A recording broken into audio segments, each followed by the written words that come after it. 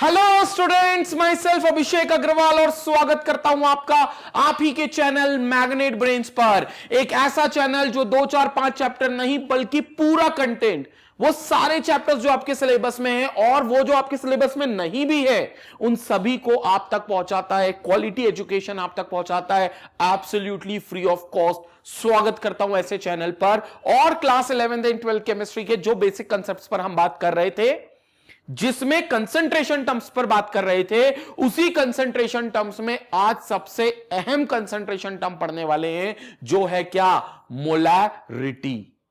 Molarity सबसे important concentration term है, जिसको आप कैपिटल एम से डिनोट करते हो।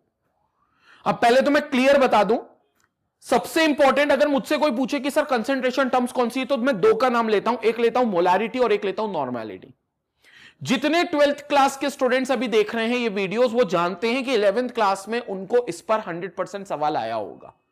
मोलैरिटी पर या नॉर्मेलिटी पर 100% सवाल आया होगा। और जितने भी 11th क्लास के स्टूडेंट देख रहे हैं, वो इस साल और अगले साल जो कॉम्पिटिटिव एग्जाम को अपीयर करने वाले हैं, कोई भी कॉम्पिटिटिव एग्जाम आप अपीयर करें फिजिकल केमिस्ट्री में, मोलैरिटी या नॉर्मेलिटी पर टिपिकल क्वेश्चन मिलेगा। और टिपिकल मतलब थोड़ा सा टफ, थोड़ा सा घुमावदार क्वेश्चन होगा, लेकिन अगर हमको बेसिक्स क्लियर रहे मोलैरिटी और नॉर्मेलिटी के, तो वो क्वेश्चन वो क्वेश्चन भी आपके लिए बहुत आसान हो जाएगा। तो आइए देखते हैं कि मोलैरिटी होती क्या है। सबसे पहले तो ये बहुत कॉमन यूनिट है कंसंट्रेशन को नापने की, मतलब जो सॉल्यूशन का कंसंट्रेशन है, अमाउंट ऑफ सॉल्यूट, उसको नापने की सबसे कॉमन यूनिट है। ये कहती क्या है, मोलैरिटी होती क्या है? सॉल्यूशन के 1 लीटर के अंदर, सॉल्यूशन है आपके पास कोई बना हुआ है, मतलब उसके अंदर सॉल्यूट और सॉल्वेंट डिसॉल्व्ड है, उसके 1 लीटर के अंदर सॉल्यूट के कितने मोल्स प्रेजेंट हैं, यह पता करना मोलैरिटी होती है। मतलब आपके पास 1 लीटर सॉल्यूशन है, बस उसके अंदर सॉल्यूट के मोल्स पता कर लो। अब देखो, सॉल्यूट का मास नहीं पता करना, उससे एक कदम आगे चलना है। अब आपको पता करना है सॉल्यूट के मोल्स, और सॉल्यूट के जितने भी मोल्स प्रेजेंट होंगे 1 लीटर सॉल्यूशन के अंदर, उसको आप मोलैरिटी बोल दोगे। So it is simple, number of moles of solute dissolved और present per litre of the solution is called molarity. So it is defined as the number of moles of solute present in 1 litre. 1 litre is also called 1 dm cube, बोले तो 1 decimetre cube. तो 1 dm cube जो 1 decimetre cube होता है, उसमें जितने moles present होंगे वो मोलैरिटी होगा। सर लेकिन अगर मान लीजिए 1 लीटर में नहीं निकाल रहे, 1 मिलीलीटर में निकालें तो फिर मोल्स नहीं निकलेंगे, फिर तुम मिली मोल्स निकालोगे उसके। क्योंकि अगर तुम मिलीलीटर में निकाल रहे हो तो फिर वो मोल्स नहीं हो गए, फिर वो मिलीमोल्स हो गए, और फिर millimoles present in 1 millilitre of the solution भी मोलैरिटी हो जाएगा। तो अगर आप निकाल लो मोल्स, 1 लीटर सॉल्यूशन में कितने प्रेजेंट है सॉल्यूट के मोल्स, वो मोलैरिटी है। या फिर मिलीमोल्स ऑफ सॉल्यूट कितने प्रेजेंट है 1 मिलीलीटर ऑफ सॉल्यूशन के अंदर, वो निकाल लो तो वो भी मोलैरिटी होगी। कैसे, देख लेते हैं। इसको समझते हैं पहले तो, मतलब रट्टाफिकेशन वाली डेफिनेशन पे काम नहीं करना है, क्योंकि रट तो अपन चुके हैं, लेकिन अब अपन को समझना है। समझने के लिए काम करते हैं, कंटेनर लेते हैं, इस कंटेनर में अपन सॉल्वेंट भर लेते हैं। अगर इस सॉल्वेंट को तुम पानी मान रहे हो तो अच्छी बात है, कुछ और मान रहे हो तो और अच्छी बात है, क्योंकि हर बार पानी हो ऐसा जरूरी भी नहीं है। और जब मैंने इसको सॉल्वेंट बोल दिया, तो इस सॉल्वेंट के अंदर किसी चीज को मिला भी देते हैं, क्या बनाने के लिए? सॉल्यूशन बनाने के लिए। तो भैया इसके अंदर अपन ने कोई दूसरी चीज मिला भी दी, मतलब एक चीज तो तय हो गई। अब ये पूरा कहलाएगा क्या? Solution. So this is called your solution. इस सॉल्यूशन का वॉल्यूम निकल सकता है, बिल्कुल निकल सकता है। सपोज करो इस सॉल्यूशन का वॉल्यूम है V लीटर्स, V लीटर्स। इस सॉल्यूशन का वॉल्यूम है V लीटर्स, ठीक है। इसके अंदर जो सॉल्यूट मिलाया था मैंने, ये जो सॉल्यूट मिलाया था मैंने, सपोज करो वो जो सॉल्यूट है उसका वेट बता देता हूं, उसका वेट मिलाया मैंने WB। सर WB क्यों बोल रहे हो, B क्यों बोल रहे हो? क्योंकि याद करो, मैंने आपको बताया था पिछले कंसंट्रेशन टर्म्स के वीडियो में कि आपकी स्टैंडर्ड बुक सॉल्वेंट को A मानती है और सॉल्यूट को वो B मानती है। ऐसा कोई मैंडेटरी नहीं है लेकिन जब आप एनसीईआरटी फॉलो करो या कोई स्टैंडर्ड बुक में फॉर्मूला फॉलो करो तो जनरली कैपिटल ए कंसंट्रेशन में सॉल्वेंट के लिए यूज किया जाता है और कैपिटल बी कंसंट्रेशन में सॉल्यूट के लिए यूज किया जाता है। तो ये ए और बी हो गया। तो यहां जो सॉल्यूट मैंने मिलाया है, वो सॉल्यूट जो मिला है यहां पर, वो सॉल्यूट आपका क्लियर कर देता हूं कि वो सॉल्यूट आपका वेट के हिसाब से WB मिला हुआ है। कितना मिला हुआ है? WB। और ये WB इसके अंदर मिलकर सॉल्यूशन बन चुका है, जिस सॉल्यूशन का जो वॉल्यूम है वो V लीटर्स है। कितना है? V लीटर्स है। अब मेरी बात को ध्यान से सुनना। सॉल्यूट अगर WB मिला है तो एक काम करता हूं, इसके मोलर मास से इसको डिवाइड कर देता हूं। मोलर मास बोले तो MB से, एक मोल के मास से। तो given weight upon molar weight क्या होगा? NB होगा, यानी कि नंबर ऑफ मोल्स होगा। तो यहां NB हो गया क्या? Moles of solute. क्या हो गया NB? Moles of solute. इसका मतलब यह हो गया कि इतने मोल्स सॉल्यूट के V लीटर सॉल्यूशन के अंदर डूबे पड़े हैं।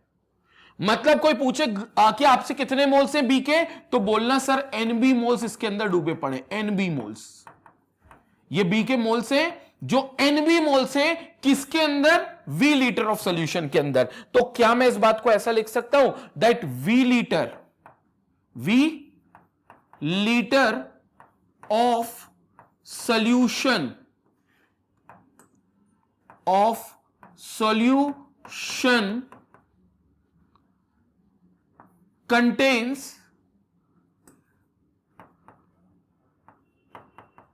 contains NB moles of solute, contains NB moles of solute। बिल्कुल लिख सकता हूं यह बात मैं। So it contains NB moles of solute। तो भैया V लीटर सॉल्यूशन का अगर NB मोल्स रखता है, V लीटर सॉल्यूशन का NB मोल्स रखता है, तो बताओ 1 लीटर कितने मोल्स रखेगा? बहुत सिंपल बात है भैया।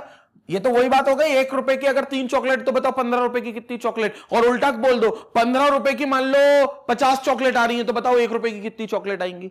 ऐसे क्वेश्चन बचपन में बहुत किए ना। तो बस V लीटर में अगर NB मोल्स हैं, तो बताओ 1 लीटर में कितने मोल्स होंगे। कोई रॉकेट साइंस थोड़ी ना है, 1 लीटर में अपन मोल्स निकाल लेते हैं। तो 1 लीटर में जो मोल्स आएंगे, 1 litre of solution will contain how many moles?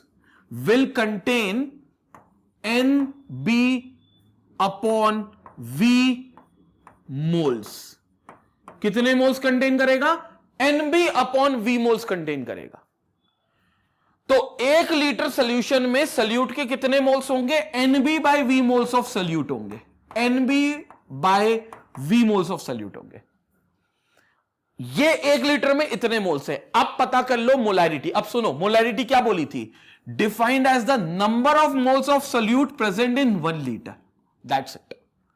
1 litre solution में सॉल्यूट के कितने मोल्स प्रेजेंट होंगे, वही मोलैरिटी थी। तो ये जो अपन ने NB बाय V निकाला, यही तो क्या है? 1 लीटर में मौजूद सॉल्यूट के मोल्स की मात्रा। तो ये क्या है आपकी? यही तो आपकी क्या हो गई? मोलैरिटी, यानी कि कैपिटल M। तो ये आपकी मोलैरिटी हो गई। So what is your molarity? What is the molarity of the solution? It is NB by V, where NB is nothing but it is the moles of solute and V is the volume of solution in liter. तो ये molarity हो गई। The number of moles of solute present in 1 liter of the solution is called molarity. अब formula देखो, molarity capital M, moles of solute upon volume of solution in liter. Moles of solute is NB, so it is equal to NB divided by volume of solution in liter. So this is volume which will be present in liter. Simple, ये formula है, moles upon volume, as simple as that. हाँ, अगर इस फॉर्मूले को थोड़ा सा खोल खाल के लिखना चाहो तो लिख सकते हो। मोल्स पता है क्या होते हैं? Given weight upon molecular weight, ये मोल्स है। तो आप चाहो तो ये भी लिख सकते हो। तो मोलैरिटी क्या हो गई? WB upon MB into volume which should be in litre. तो ये फॉर्मूला भी लिख सकते हो आप। क्लियर हो गया? तो WB क्या होगा? Weight of solute B upon MB क्या होगा, molar mass of B into volume of solution in litre. हाँ, ये वॉल्यूम अगर लीटर में नहीं रहा, मान लो क्वेश्चन में मिलीलीटर में दे दिया, तो आप इसको लीटर में कन्वर्ट कर सकते हो बाय डिवाइडिंग इट बाय 1000। तो मान लो अगर ये वॉल्यूम लीटर में ना आकर ये वॉल्यूम मिलीलीटर में आ रहा है, तो आप एक काम करना, इसको डिवाइड बाय 1000 कर लेना ताकि लीटर में कन्वर्ट हो जाए अपने आप, और डिवाइड बाय 1000 को ऊपर भी यहां पर ले जा सकते हो। तो नया फॉर्मूला क्या बन जाएगा, WB upon MB into volume, let it be in millilitre, then it will be multiplied by 1000। ये भी आपका फॉर्मूला हो गया किसका, मोलैरिटी का। ये सबसे बेसिक फॉर्मूला है, क्योंकि इसमें गिवन मास भी आपको रखना होगा, मोलर मास भी रखना होगा, 1000 से मल्टीप्लाई करना होगा, और वॉल्यूम फिर ml में जाएगा अगर क्वेश्चन में ml दे रखा है तो। ये आपका एक और फॉर्मूला हो गया। क्लियर हो गया। सो this is given mass of the solute upon its molar mass in 2000 divided by volume of solution in ml। अगर 1000 का मल्टीप्लाई चल रहा है तो इन ml रखना, अगर 1000 का नहीं करना है तो फिर लीटर में लिखकर रखना, तो वॉल्यूम आपका उसके ऊपर होगा। यह होती है मोलैरिटी, मतलब कितने मोल्स प्रेजेंट होंगे यह पता करना ही क्या होती है, मोलैरिटी होती है। जल्दी से स्क्रीनशॉट लो, फिर इसके आगे और बात करते हैं। स्क्रीनशॉट लो।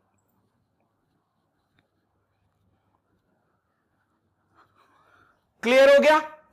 तो मोलारिटी सबको क्लियर हो गया। तो अभी तक मैंने मोलारिटी का ये फॉर्मूला लिखा है, तो एक और फॉर्मूला लिख देता हूं मोलारिटी का इसी के टर्म्स में। Given mass of solute,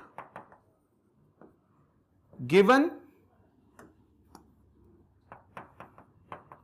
mass of solute divided by molar mass of solute into 1000 divided by volume of solution and ensure कि volume of solution यहां मिलीलीटर में हो, क्योंकि आप ऊपर 1000 लिख रहे हो। तो ये आपका वही फॉर्मूला हो गया जो मैंने पहले आपको बताया था, सेम फॉर्मूला। क्लियर हो गया। ये हो गई हमारी क्या, मोलैरिटी। अब बात करते हैं बच्चों मोलैरिटी की यूनिट की। तो यूनिट क्या होगा, बहुत सिंपल होगा। अगर यूनिट लिखनी है तो मोलैरिटी की यूनिट क्या आएगी, फॉर्मूले से यूनिट बनेगी। तो फॉर्मूला, बेसिक फॉर्मूला क्या था, molarity is equal two moles upon volume of solution. मतलब सिंपल फॉर्मूला तो ये लिख सकते हो। मोल्स की यूनिट क्या होती है, मोल, MOL, और लीटर की यूनिट क्या होती है, वॉल्यूम की यूनिट क्या होती है, सॉरी, लीटर।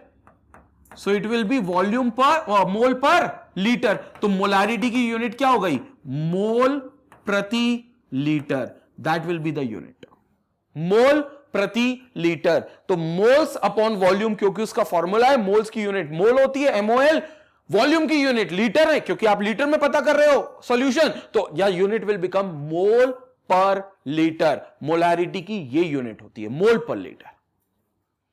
और मोल पर लीटर को कई बुक्स में मोलार लिखा हुआ है, it is also called molar. तो आप मोलार भी लिख सकते हो उसको, जैसे बोलते हैं 2 मोलार। तो 2 मोलार मतलब it contains 2 moles per litre of the solute. तो सॉल्यूशन के 1 लीटर में सॉल्यूट के 2 मोल्स हैं, तो it will be called as 2 mole per litre, या फिर इसी चीज को 2 मोलार बोल देंगे। And it is denoted as capital M। Capital M से इसको डिनोट करते हैं। तो कहीं भी कैपिटल M आ रहा है तो it means it is molarity. तो ये क्या हो जाएगा, मोलैरिटी हो जाएगा, और ये यूनिट होगी और ये फॉर्मूले होंगे बेसिक। क्लियर हुआ यूनिट और फॉर्मूला। स्क्रीनशॉट लेंगे, इसके बाद आगे बात करेंगे।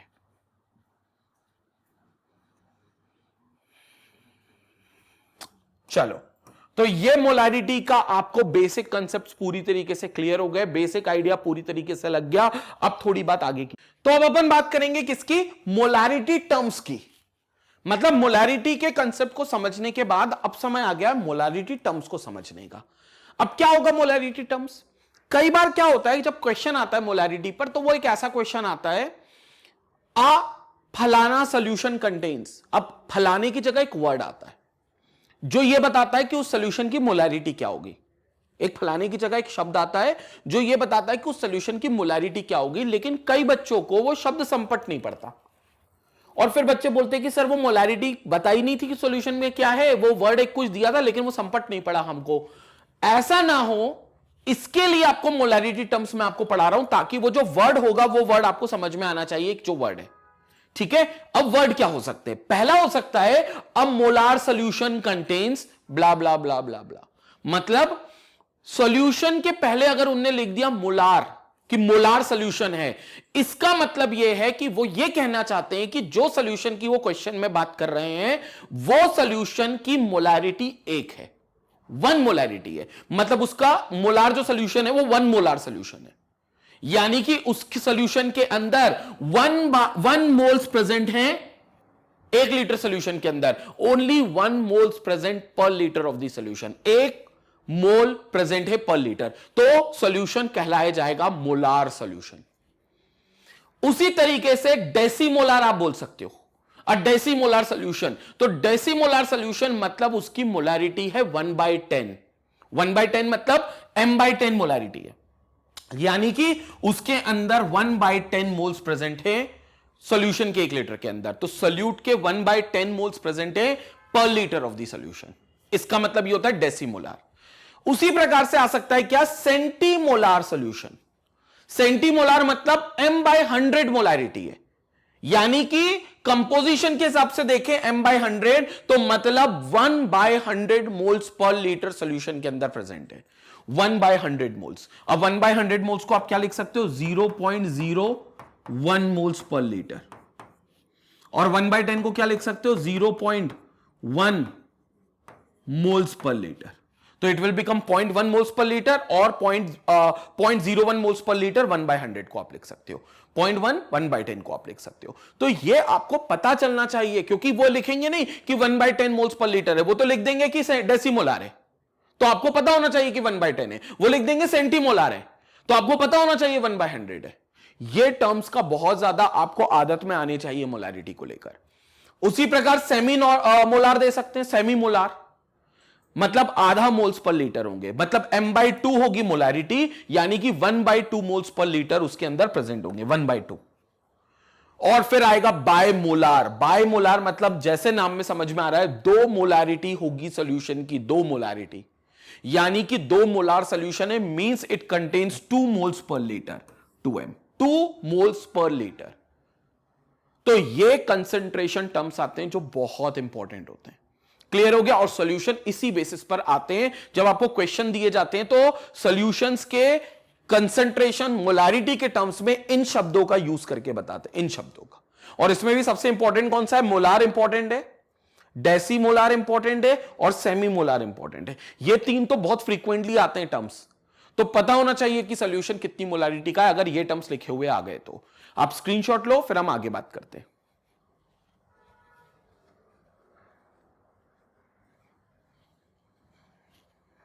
क्लियर हो गया? तो ये थी क्या, मोलारिटी टर्म्स। अब आगे बात की जाती है एक और नई चीज की, जिसमें हम रिश्ता जानेंगे मोलारिटी और वॉल्यूम का। हमें ये चीज पता है बच्चों कि मोलारिटी के फॉर्मूले में सॉल्यूशन का वॉल्यूम आता है, लेकिन मुझे अब यह देखना है कि अगर मैं सॉल्यूशन का वॉल्यूम बदल दूं तो मोलारिटी पर क्या असर पड़ेगा। क्या मोलारिटी बदलेगी? मेरा जवाब है बिल्कुल हां, मोलारिटी बदलेगी। कैसे बदलेगी, मतलब क्या होगा मोलारिटी का, यह समझाएंगे हमें, हम ये समझेंगे हम इस रिलेशन में। यह रिलेशन हमें यह समझाने वाला है, और इसी रिलेशन में आपको एक बहुत बहुत बहुत इंपॉर्टेंट इक्वेशन मिलेगी, जिसको आप मोलारिटी इक्वेशन बोल सकते हो, या इसको पूरा मोलारिटी इक्वेशन फॉर डाइल्यूशन बोल सकते हो। यह इक्वेशन आपको बहुत ज्यादा कॉम्पिटिटिव एग्जाम के क्वेश्चंस को सॉल्व करने में मदद करने वाली है। क्या है, पहले रिलेशनशिप समझ लेते हैं। मोलारिटी का बेसिक फॉर्मूला पता है सबको? हां सर, बेसिक फॉर्मूला तो पता है। क्या है सर? मोलारिटी का बेसिक फॉर्मूला है molarity is equal two moles upon volume. बिल्कुल सही। मोल्स किसके होंगे? सॉल्यूट के, और वॉल्यूम किसके होगा? सॉल्यूशन का। ठीक है, तो मोल्स अपॉन वॉल्यूम। ठीक है, मोलारिटी का ये फॉर्मूला है। अब वैसे तो देखने में लग रहा है कि मोलारिटी इनवर्सली प्रोपोर्शनल है वॉल्यूम के, क्योंकि मोलारिटी के फॉर्मूले में डिनोमिनेटर में वॉल्यूम आ रहा है, मतलब वॉल्यूम से इनवर्सली प्रोपोर्शनल है। इसका मतलब यह है कि जो मोलारिटी और वॉल्यूम का रिश्ता है, उसमें अगर वॉल्यूम बढ़ाओगे तो मोलारिटी घटेगी, और अगर वॉल्यूम कम करोगे तो मोलारिटी बढ़ेगी। क्लियर? लेकिन यह कब? जब ये वाली टर्म को आप कांस्टेंट मान लो। किसको आप टर्म को कांस्टेंट मान लो? मोल्स को कांस्टेंट मान लो, क्योंकि प्रोपोर्शनलिटी का साइन तब आएगा जब ये वाली टर्म कांस्टेंट जो अगर होगी, और कांस्टेंट होने के बाद ये हट जाएगी। क्योंकि याद है, आप किसी भी फॉर्मूले में प्रोपोर्शनलिटी का साइन हटाते थे बाय इंड्यूसिंग अ कांस्टेंट। तो कांस्टेंट को हटाने से प्रोपोर्शनलिटी का साइन वापस भी लाया जा सकता है, लेकिन फिर यहां पर मानना पड़ेगा कि मोल्स कांस्टेंट है। अब इसका मतलब क्या है, इन सब बातों का असर क्या है, पहले मेरी बात समझो। मैं एक एग्जांपल देता हूं आपको, तब आपको सारी बात समझ में आएगी। एक कंटेनर लेते हैं, ठीक है, ये एक मैंने कंटेनर ले लिया, ये मैंने एक कंटेनर ले लिया, और इस कंटेनर में कुछ सोल्यूशन बनाकर रखा है। ठीक है, कुछ सोल्यूशन बनाकर रखा है, और जब मैं सोल्यूशन बोलता हूं तो मतलब इसमें सॉल्यूट भी होगा और इसमें सॉल्वेंट भी होगा। ठीक है, ये मैंने कंटेनर में सॉल्यूशन बना रखा है। कोई पूछे इसमें क्या सॉल्यूट है, तो मैं कहूंगा कोई एक सॉल्यूट है, कोई एक केमिकल है जिसको मिलाया है। बोले अच्छा ठीक है, कितना मिलाया है? मैंने कहा मैं उसके मोल्स बता देता हूं कि उसके मोल्स है NB मोल्स है। तो तुमने कहा वाह यार सर बढ़िया बात है, NB मोल्स है। मैं कहा हाँ। कहते सर वो NB मोल सॉल्यूट के किस में मिला है, मतलब सॉल्वेंट कौन था? तो मैंने बोल दिया चलो पानी सॉल्वेंट था, मतलब जो सॉल्वेंट इसमें मिलाया है वो वाटर था, ऐसा मैंने बता दिया। और दोनों ने मिलकर, ये सॉल्यूट ने और वाटर एज अ सॉल्वेंट ने मिलकर ये सॉल्यूशन बना लिया। This is called your solution.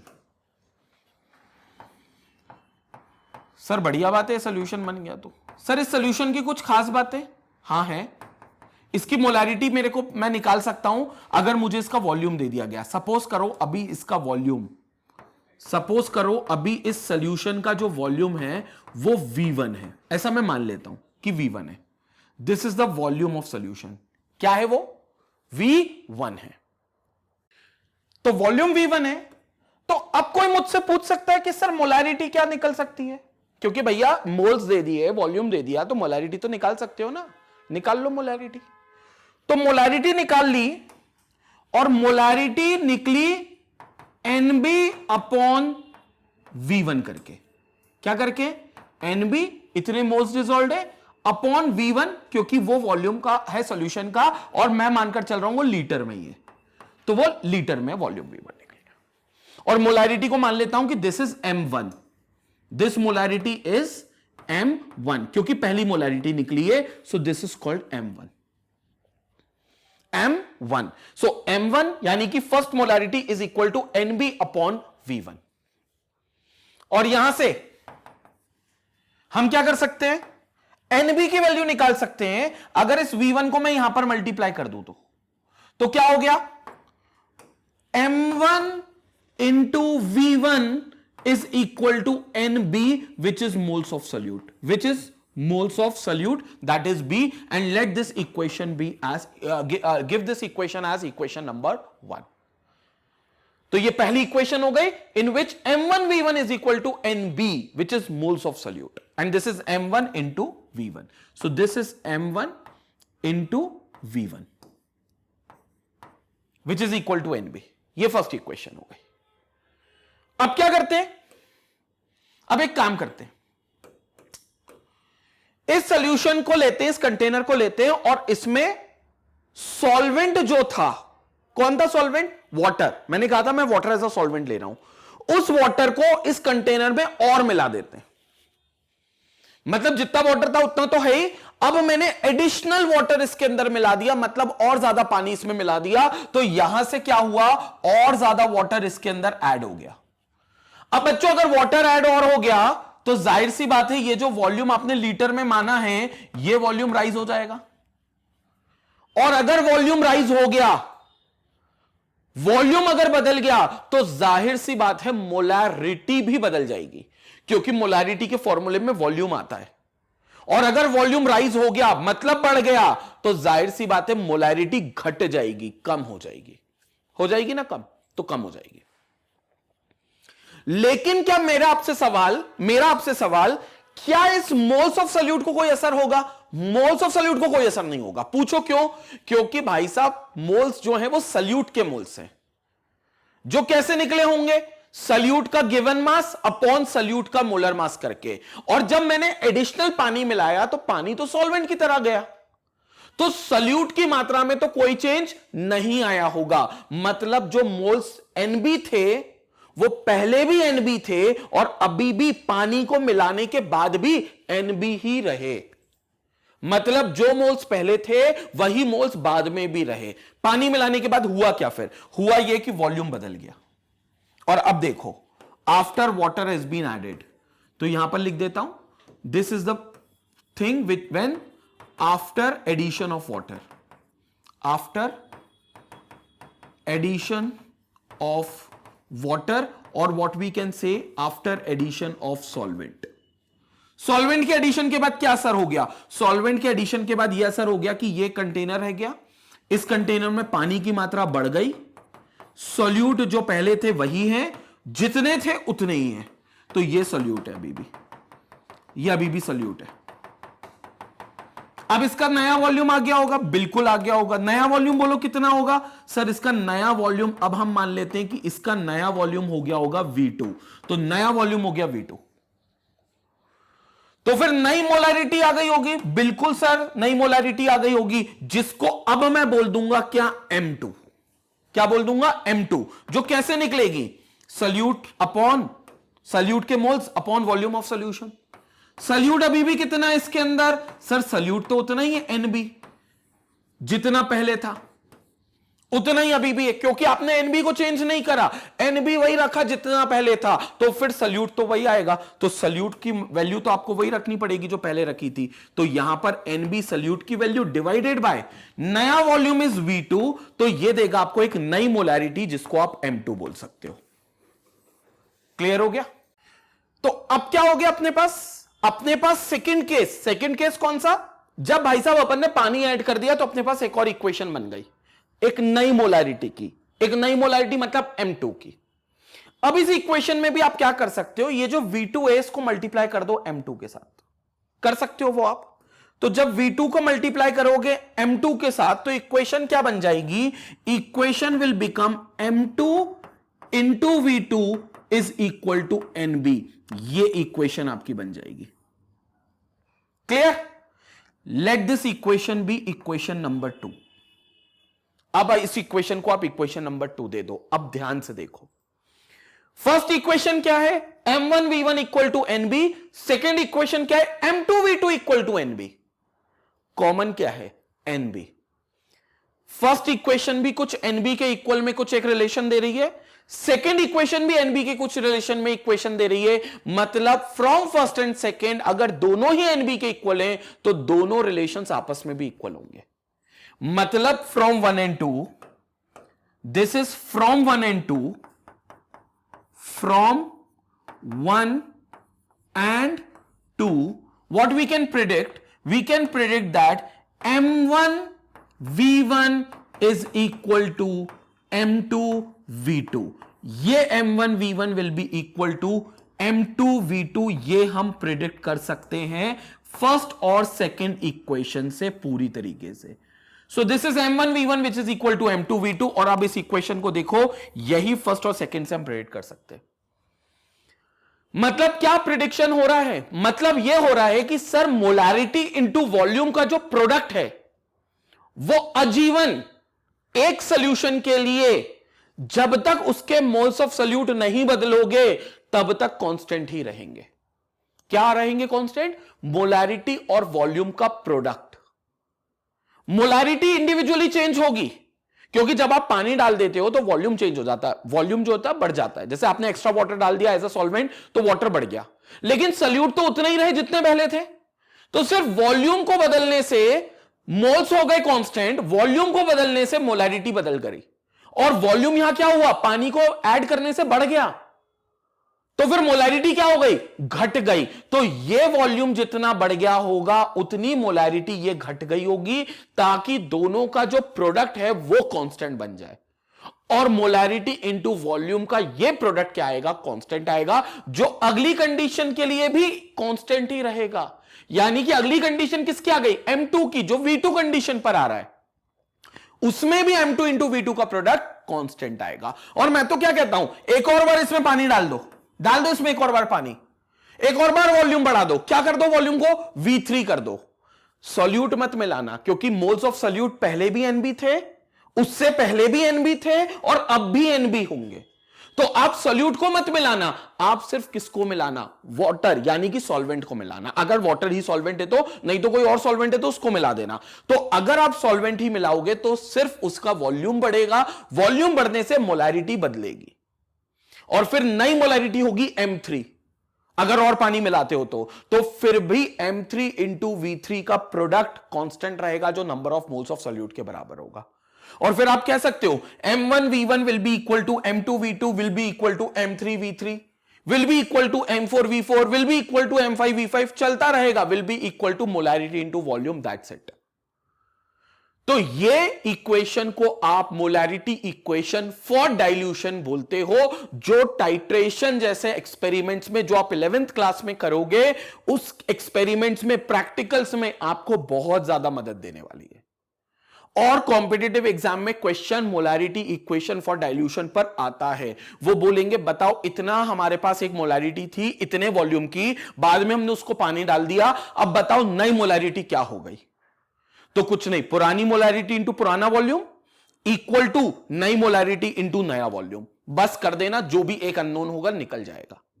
Concept clear हो गया। यह होता है इक्वेशन फॉर डाइल्यूशन मोलैरिटी को लेकर। जल्दी से स्क्रीनशॉट लो, फिर इसके आगे बात करते हैं। स्क्रीनशॉट लो।